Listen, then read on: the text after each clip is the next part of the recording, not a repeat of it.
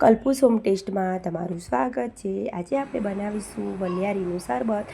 તેના માટે મેં એક વાટકીમાં 2 ચમચી જેવી વલિયારી લઈ લીધી છે।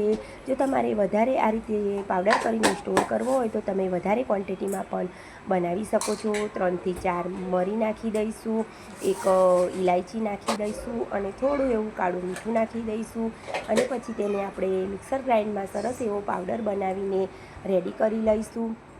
તમારે પાવડરને ફ્રીજમાં 10 થી 15 દિવસ તમે સરસ એવો સ્ટોર કરીને રાખી શકો છો।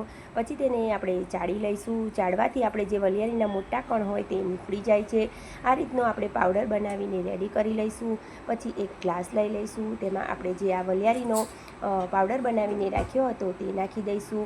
1 થી 1.5 ચમચી જેવો મેં નાખી દીધો છે, કારણસર મેં એક જ ગ્લાસ બનાવીને વલિયારીનું શરબત રેડી કરી દીધું છે। પછી 1 ચમચી ખાંડ નાખી દઈશું અને અડધા લીંબુનો રસ નીચોવી દઈશું। જો તમને લીંબુ ન ફાવતું હોય તો તમે એમને પણ વલિયારીનો શરબત બનાવી શકો છો।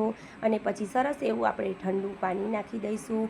આ શરબત તમારે ઉનાળાની ગરમીમાં તમને લૂ લાગી હોય તો તેમાં રાહત આપે છે અને પેટની ગરમીને પણ ઠંડી કરે છે। તમે વલિયારીને રાત્રે પલાળીને સવારે ગાળીને પણ પી શકો છો। આપણું મસ્ત મજાનું વલિયારીનું શરબત બનીને રેડી થઈ ગયું છે। તેને ઉપરથી થોડા એવા પુદીનાના પાન નાખી દઈશું અને લીંબુથી ગાર્નિશ કરી દઈશું। આપણું મસ્ત મજાનું વલિયારીનું શરબત બનીને રેડી થઈ ગયું છે। તમને મારી આ રેસીપી ગમતી હોય તો મારી ચેનલને લાઈક કરજો, સબસ્ક્રાઈબ કરજો અને શેર કરજો। તમારો ધન્યવાદ। જય માતાજી।